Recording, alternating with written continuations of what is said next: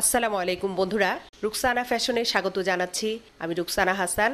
গত পর্বে দেখিয়েছি বাচ্চার নিমার মাপ কিভাবে নিতে হয়।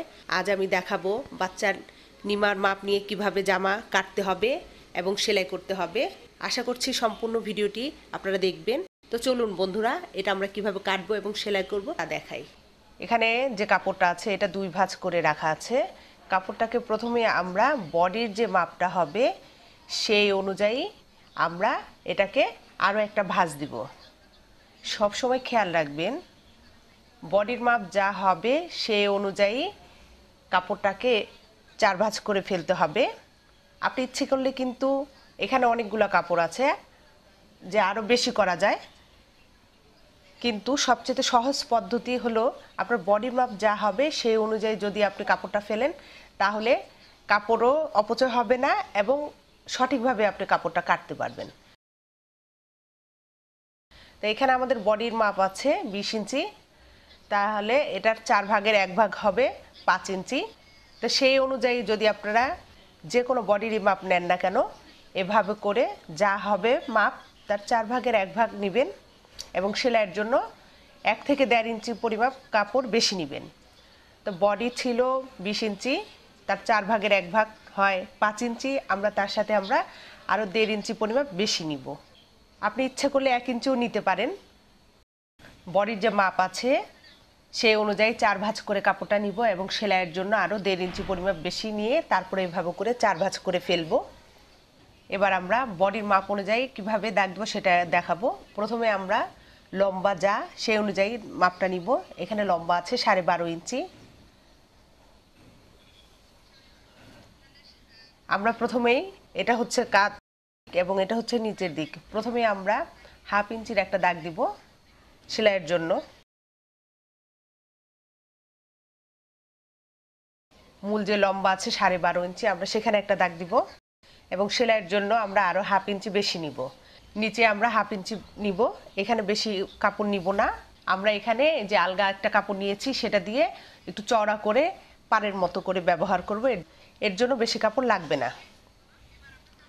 এবার আমরা কাঁধের মাপটা নিব। এখানে কাঁধ আছে 8 ইঞ্চি, তার অর্ধেক হয় 4 ইঞ্চি। আমরা 4 ইঞ্চির জায়গায় একটা দাগ দিয়ে দিব।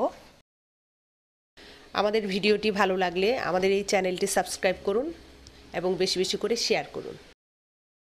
আমরা যেখানে কাঁধের মাপটা দিয়েছি ঠিক সেখানে আমরা হাতের মোড়ার মাপটা দিব। আমাদের এখানে এই জামাটার হাতের মোড়ার মাপ আছে 4.5 ইঞ্চি। আমরা এখানে একটু বেশি নিব, এখানে আমরা 5 ইঞ্চির হাতের মোড়াটা নিব। খেয়াল রাখবেন যেখানে কাঁধের মাপ হবে ঠিক সেখান থেকে নিচে এভাবে করে হাতের মোড়ার মাপটা দিতে হবে।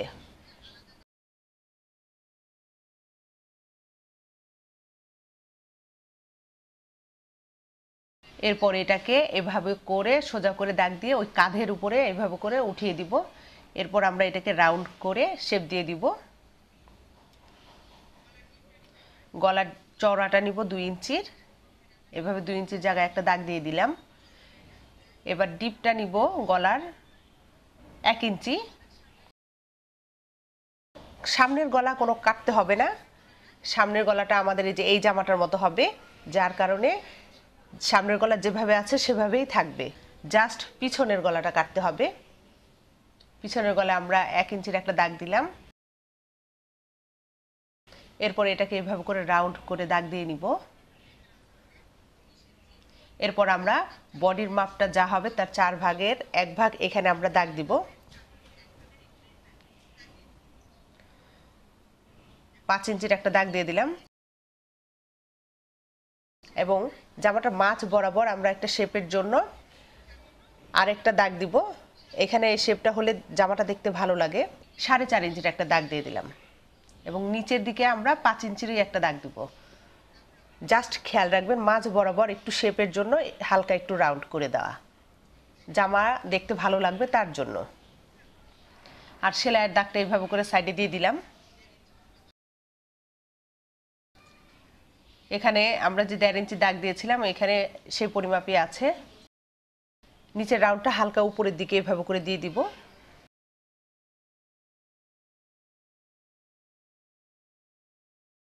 এবার আমরা যে সাইডের দাগগুলো দিয়েছি এবং হাতের মোড়ার দাগ দিয়েছি সেই অনুযায়ী প্রথমে কাপড়টাকে কেটে নিব। এভাবে করে কেটে নিব। প্রথমেই দাগটা যেভাবে আছে এভাবে করে কেটে নিব। গলা কিন্তু এখন কাটবো না, গলাটা পরে কাটবো।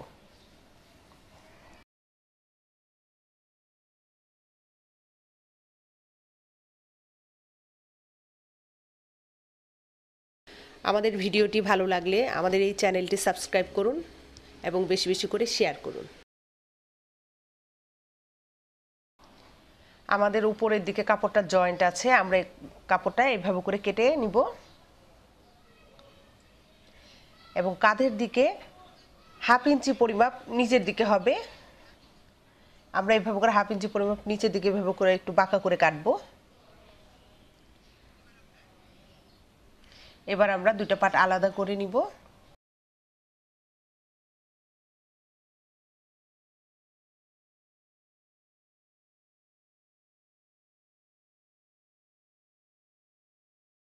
পিছনের গলার যে রাউন্ড শেপটা দিয়েছিলাম সেই অনুযায়ী কাপড়টাকে এভাবে করে কেটে নিব।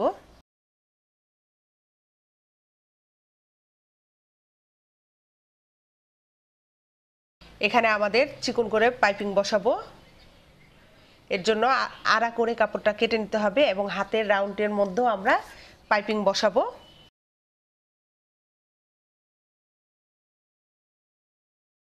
সামনের পার্ট প্রথমে আমরা 2 ভাঁজ করে নিব।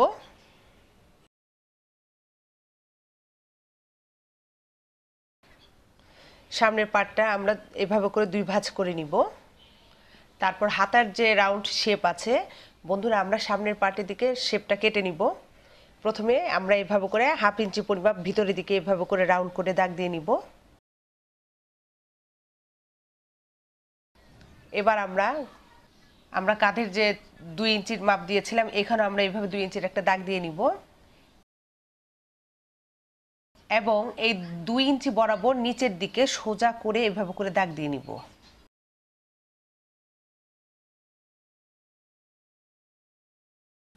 প্রয়োজনে নিচের দিকে এভাবে করে 2 ইঞ্চির একটা দাগ দিয়ে নিতে পারেন, যেন আঁকা বাঁকা না হয় তার জন্য এভাবে করে 2 ইঞ্চি দাগ দিয়েও নিতে পারেন, অথবা স্কেল দিয়ে সোজা করে উপর থেকে নিচের দিকে টান দিয়ে নিতে পারেন।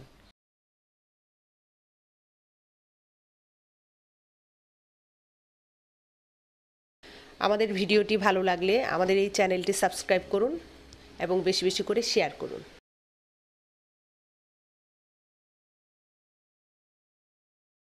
প্রথমে আমরা এই হাতার তালপাটটা এইভাবে করে দাগ অনুযায়ী কেটে নিব।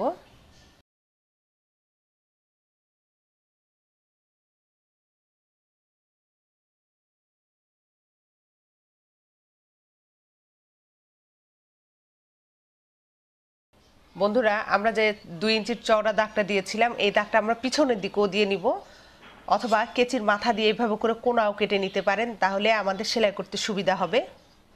দুটেই করতে পারেন, চকের দাগও দিতে পারেন অথবা কেচি দিয়েও কেটে নিতে পারেন কোনা মতো করে। দাগ অনুযায়ী এভাবে করে কেটে নিব। খেয়াল রাখবেন এটা কিন্তু সামনের পার্টে হবে এবং এই কাটাটা আমি কেটেছি বাঁ পাশের অংশের।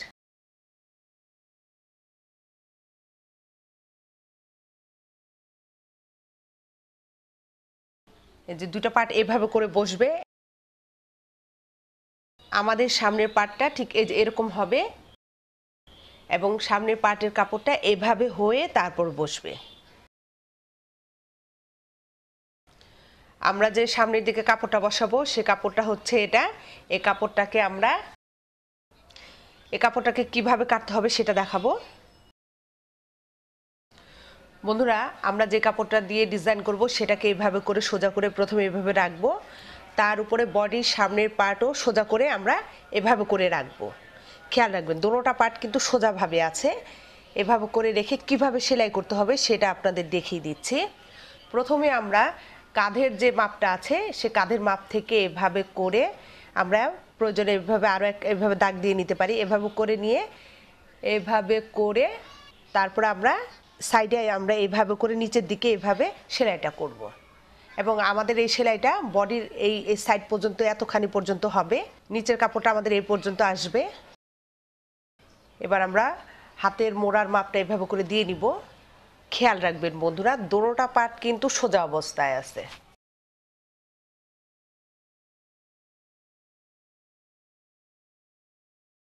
এবার আমরা এই দাগ অনুযায়ী কাপড়টাকে কেটে নিব।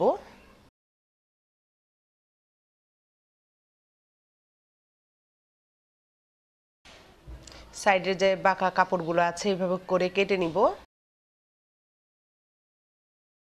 বন্ধুরা, আমরা যেভাবে দাগ দিয়েছি এইভাবে সেলাই করতে হবে। তার আগে আমরা যে কাপড়টার মধ্যে একটা পাইপিং এর মতো করে বসিয়েছি সেটা আমাদের সেই কাপড়টা কেটে নিতে হবে। আগে আমরা ওই পাইপিংটা বসাবো, তার উপর আমরা এই কাপড়টা এইভাবে করে সেলাই করব। পাইপিং এর জন্য এইভাবে করে চওড়া করে একটু কাপড়টা কেটে নিলাম। প্রথমের কাজ হচ্ছে আমরা পাইপিং এর কাজটা আগে করে নিব, তারপর এই চওড়া কাপড়টা বসাবো।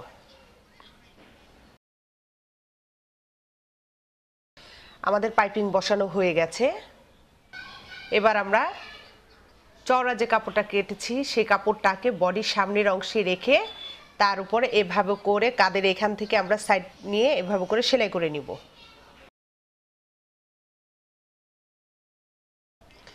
এবার আমরা এই কোণাটাকে কেটে নিয়ে এবং এই কোণাটাও এইভাবে করে কেটে নিব, তারপরে এটাকে কাপড়টাকে উল্টিয়ে নিব।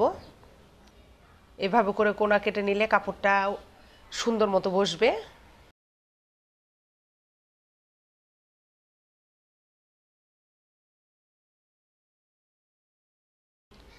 আমাদের কাপড়টা উল্টানো হয়ে গেছে এবং দেখতে এরকম হবে। এবার আমরা চওড়া করে যে কাপড়টা কেটে নিয়েছিলাম সেটাকে এইভাবে করে এটার সাথে বসাবো। আমাদের এই কাপড়টা চওড়া করে বসানো হয়ে গেছে। এটা এই যে এইভাবে বসবে।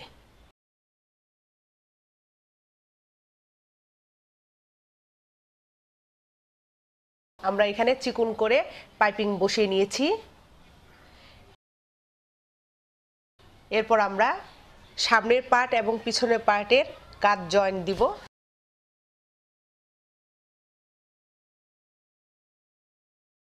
দুটা পার্টের জয়েন্ট দেওয়া হয়ে গেছে।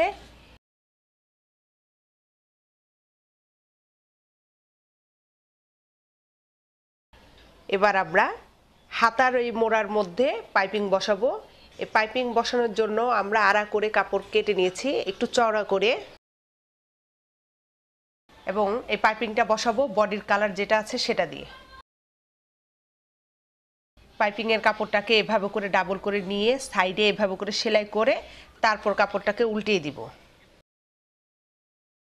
আমাদের এই সাইডের পাইপিং বসানো হয়ে গেছে। দোনোটা হাতায় আমরা এইভাবে করে লাগিয়ে নিয়েছি।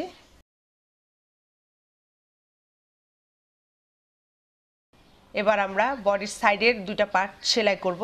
দুই পাশে সেলাইটা করে নিব। এবার আমরা নিচে একটু চওড়া করে পাড়ের মতো করে বসিয়ে দিব। আমাদের নিচে পাড়ের মতো করে বসানো হয়ে গেছে। বন্ধুরা, আমাদের এই নিমাটি তৈরি হয়ে গেছে। আমরা এখানে এই কালারের সাথে মিল করে এখানে 3টা শো বুতাম বসাবো। তো আমার এই ভিডিওটি দেখে আপনাদের কেমন লেগেছে অবশ্যই কমেন্ট করে জানাবেন, এবং আমার এই চ্যানেলটি সাবস্ক্রাইব করুন এবং বেশি বেশি করে শেয়ার করুন। ধন্যবাদ।